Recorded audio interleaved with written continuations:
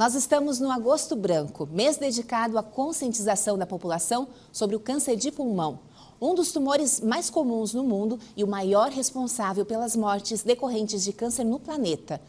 O Brasil é o segundo tipo de câncer mais frequente em homens e o quarto em mulheres. Em 2020, o Brasil registrou cerca de 40 mil novos casos de câncer no pulmão. Em 2040, a expectativa é que esse número chegue a 73 mil, um índice que representa um aumento aí de 80% de novos casos nos próximos 20 anos. Para falar sobre esse tema, nós convidamos o médico oncologista Felipe Statti. Boa tarde, doutor. Seja muito bem-vindo. Boa tarde, agradeço a participação e a todo mundo que está nos acompanhando nessa tarde. Então, realmente, o Agosto Branco vem para reforçar essa importância do cuidado que se deve ter. Quando a gente fala aqui em câncer de pulmão, 85% a 90% dos casos estão relacionados ao cigarro. Então, o tabagismo ainda é um problema muito sério na população. A gente tem uma prevalência alta de tabagismo, tanto no Brasil quanto a nível mundial. E câncer de pulmão é uma doença extremamente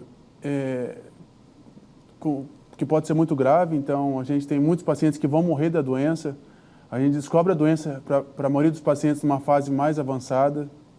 Então, o cuidado inicial de suma importância é para quem fuma parar de fumar. Então, a gente desaconselha por completo essa retirada do cigarro. Doutor, o senhor já fez uma introdução, mas eu quero também convidar você que está nos acompanhando a participar. Faça a sua pergunta, que a nossa produção vai colocar aqui já na tela para o doutor responder. Inclusive, já chegou uma pergunta. Opa! Então, enquanto isso, vai mandando 988846107. Agora sim, vamos ver. Tem 21 anos que parei de fumar. Gostaria de saber se o pulmão já está livre das toxinas. Dizem que ele fica limpo depois de 10 anos. É verdade? Solange Nunes, muito obrigada pela sua pergunta, doutor. Então, aqui, o principal fator de risco, a gente fala, é a carga tabágica. É a quantidade de cigarro que fumou durante o tempo que fumou. Então, a gente faz essa conta. Então, por exemplo, o paciente fumou durante 30 anos, meio maço por dia. Então, 15 anos maço. Essa é a carga desse paciente. O risco, ele tende a diminuir um pouco com o passar do tempo, gradativo.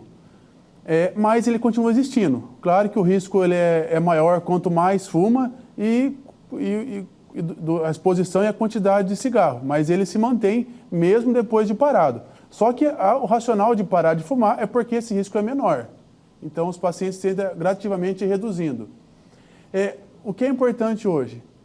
Pacientes com mais de 50 anos, que têm uma carga tabágica alta, e esse alta principalmente acima de que fumaram mais de 30 anos, meio maço pelo menos, ou 15 anos um maço, esses pacientes devem acompanhar ou com pneumologista, oncologista, cirurgião torácico, para discutir de fazer uma tomografia anual, tomografia de rastreio. Esse é um exame que tem uma extrema importância aqui no câncer de pulmão, porque a gente consegue descobrir a maioria dos casos em estágio inicial, e a chance de cura se torna muito maior. Doutor, me desculpa interrompê-lo, mas é porque assim, eu conheço o perfil de fumante, eu já fui fumante, então é um lugar que eu entendo. Às vezes, o medo até de descobrir a doença impede muitas pessoas de fazer um exame. Também, muita gente acha, já fumei por muito tempo, então agora... E até hoje não apresentei problemas, então tá tudo certo. Conheço gente que fumou a vida inteira e não morreu de câncer. Então, assim, existe uma cultura ainda de muita resistência, né? Muito mito, muito tabu, então associa câncer de pulmão a uma doença que todo mundo morre. Não, isso está longe de ser a realidade. Hoje, os pacientes que não têm doença metastática, a gente consegue curar uma boa parte desses pacientes, mesmo câncer de pulmão, e mesmo na doença metastática, a gente já começa a ver pacientes curando da doença ou mesmo controlando a doença por muitos anos. Então, o fato de parar de fumar é importante. Vai ter a sua importância porque vai reduzir risco. A gente não vai ter garantia que nunca vai ter nenhuma doença, até porque o cigarro também é associado a outras doenças cardiovasculares, mais de 30 tipos de cânceres, alterações diversas no metabolismo, outras doenças. Então, é o motivo a gente tem de sobra para parar de fumar. Doutor, uma das leis que muita gente, eu confesso que eu achei que não ia pegar tão forte como deu certo, foi a lei, né, para não fumar em lugares fechados. No entanto, agora tem uma nova onda por aí, né, dos cigarros eletrônicos, que o pessoal está fumando, está achando que está tudo legal. Também oferece risco? Essa lei talvez seja uma das leis que tem um impacto mais positivo, né? Porque muitas vezes a lei tem uma intenção legal, mas o impacto na prática acaba não se revertendo. E essa, de fato, a gente consegue ver que hoje a população tende a parar de fumar menos, e principalmente quando sai. O cigarro eletrônico, falando um pouco, tem menos substâncias carcinogênicas, em quantidade um pouco inferior ao cigarro convencional. Também tem nicotina. A nicotina é uma substância relacionada a alterações cardiovasculares, então esses problemas a longo prazo podem se desenvolver em decorrência do próprio uso da nicotina. Doenças agudas do pulmão estão relacionadas ao cigarro eletrônico, então às vezes o paciente jovem que fumando intensamente pode ter quadros pulmonares graves, agudos, sem ser câncer, mas doenças que vão dar alterações importantes no pulmão. E também pode ser uma porta de entrada para o cigarro. Portanto, a indicação nossa hoje da sociedade é de não incentivar, não recomendar o uso de cigarro eletrônico. Perfeito. Tem mais uma pergunta, doutor?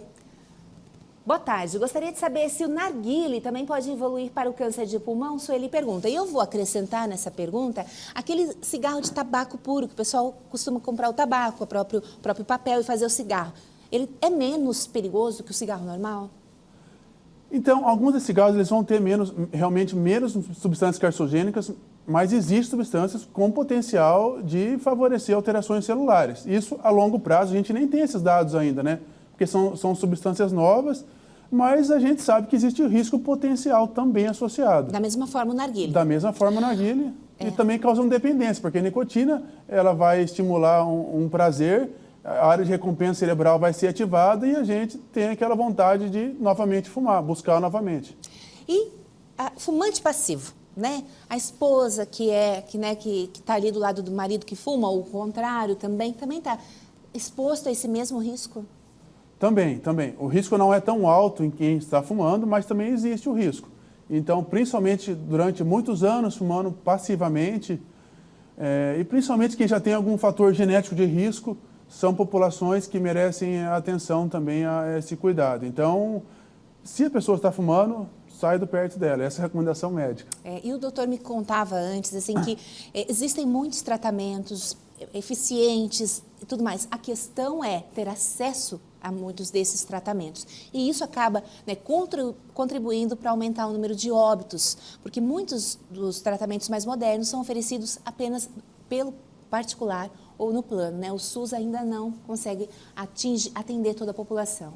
Exatamente. A gente tem dados atuais, pacientes com câncer tratados em sistema privado, comparando com pacientes tratados em SUS. A diferença é muito grande. E quando a gente olha, principalmente câncer de pulmão, esse dado é ainda mais discrepante. Então, terapias como imunoterapia, que modificam a história natural da doença, a gente não tem no SUS esse tratamento. Então, isso faz diferença para quem tem convênio, a gente vai conseguir melhorar muito esse tratamento. E câncer de pulmão está cada vez mais uma pesquisa específica do paciente. A gente pesquisa as mutações do tumor. Então, de acordo com mutações, a gente consegue fazer terapias-alvos, que a gente chama, né? Direcionada para aquela alteração do tumor e assim um tratamento mais eficaz, menos tóxico e com muito melhor chance de resultados positivos, além da quimioterapia padrão e convencional. Perfeito. Doutor Felipe, tem mais uma pergunta aqui para a gente. Meu marido tem sopro no coração desde pequeno e ele fuma faz 2 anos. Pode dar problema no coração ou só no pulmão? Ele tem 26 anos. Fernanda Costa participando e preocupada com o marido dela. Então, o cigarro ele talvez o principal fator de risco para doenças cardiovasculares. Então, principalmente quando a gente vai falar em coronárias, doenças crônicas ali do coração, o cigarro vai estar envolvido. Então, com certeza, não diretamente ao sopro, eu diria, mas a doenças de coronária, microarterial, o cigarro vai estar envolvido diretamente como fator de risco. Aproveita hoje, tem uma conversa séria, né? Vamos parar por nós, pelos nossos filhos, né? Que não sei se vocês ainda têm, mas se terão.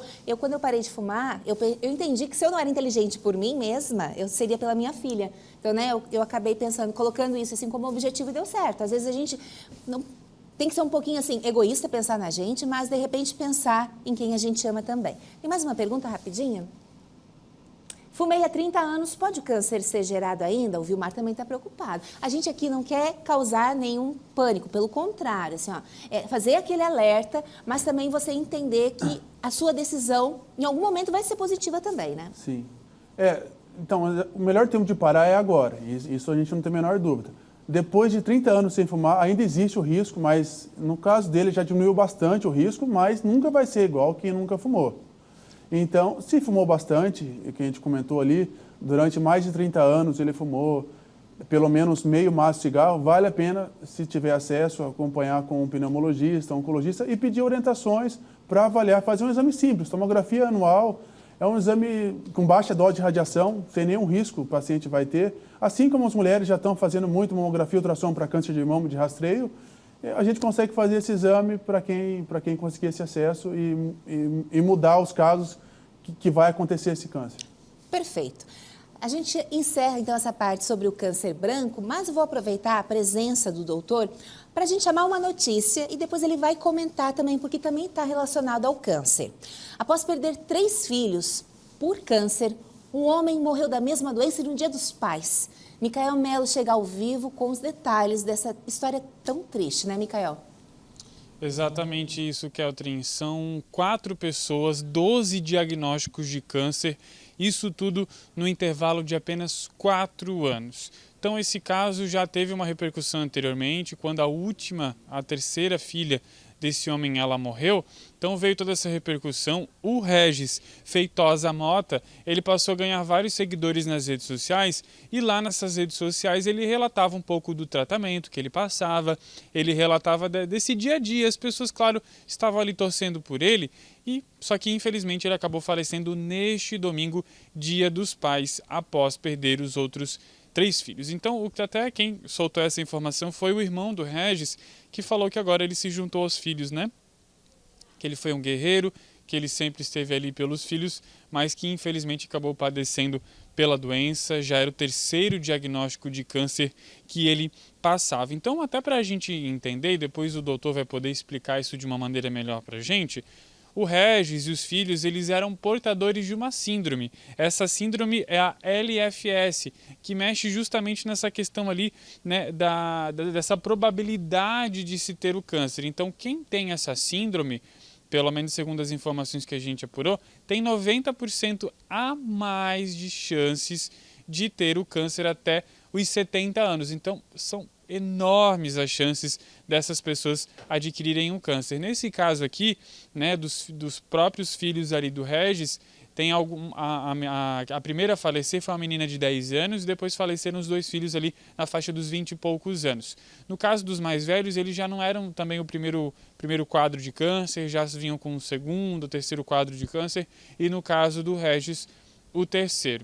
Então, infelizmente, toda essa família acabou padecendo, né, para o câncer, diferentes tipos de câncer no geral, e aí gera essa dúvida, né? A gente fica se perguntando até em vários termos, né, não só nos científicos, até no espiritual, digamos assim, para tentar entender o que aconteceu, por que isso aconteceu com essa família, um caso muito delicado, Keltrin, realmente, e que a gente traz aqui no Ver Mais, e eu acho que o doutor pode explicar melhor para a gente qual que é essa síndrome, e até para, né, as pessoas que estão nos assistindo, que elas possam até procurar alguma ajuda, enfim, né, saber, né, como proceder nesse caso. Obrigada, Micael. É um caso que não aconteceu aqui em Joinville, é um caso que aconteceu em outro estado, mas que, né, como o Micael falou, pela delicadeza, causou muita comoção. E aí eu perguntava para o doutor, essa síndrome, né, ela realmente é tão rara? E aí ele me explicou que não, né, doutor? Até ela é mais frequente aqui no sul do país. Então, assim, a síndrome de Liefeld-Mehlen, o que ela vai estar acontecendo, né? Então, a gente tem genes que são guardiões do nosso DNA. O que eles fazem? Em momentos que o nosso DNA sai do controle, ele consegue gerar uma proteção e evitar que aquilo se transforme num câncer. Os pacientes com mutações nesse gene não vão conseguir fazer essa regulação. Então, um mínimo estímulo celular, mínimo estímulo, aquilo já consegue rapidamente se transformar num câncer com maior facilidade, explicando aqui de uma forma mais simples, né? Então, quando existe esse gene mutado, ele tem uma alta probabilidade de ser passado para os seus descendentes. E quando, infelizmente, o paciente nasce com essa alteração genética, vai ter enorme risco de vários tipos de câncer. Aí, desde leucemia, sarcoma, tumores em sistema nervoso central, até câncer de pulmão, alguns casos aqui não relacionados ao tabagismo, também vai estar associado a esse tipo de... vários tipos de câncer. O mesmo paciente pode ter, às vezes, 4 ou 5 cânceres. Já tive casos assim, com essa síndrome, e o acompanhamento é extremamente complexo para esses pacientes. E temos casos aqui em Joinville, né? Temos porque aqui no sul, sudeste, a gente tem uma prevalência maior desse tipo de mutação. Então, é uma síndrome que, assim como outras mutações também, como o BRCA, a gente tem uma prevalência, síndrome de Lynch, aqui também a gente tem, são as mais prevalentes, hereditárias e que têm um caráter familiar e que muitas vezes vai ter muitos casos familiares e de extrema gravidade. Perfeito. Doutor Felipe Stati, eu agradeço a sua presença. A gente sabe, né, que o médico sempre está presente aqui, para a gente é um sinônimo de prestígio, porque, né, fecha a sua agenda e compartilha a informação, porque a gente sabe, né, tem que enfrentar a doença, a gente busca o tratamento quando for necessário, mas se a gente tiver essa informação, conhecer os profissionais, também é parte importante do processo, né, doutor? Muito obrigada e seja sempre bem-vindo ao Ver Mais. Eu que agradeço a participação. Obrigada. Obrigado.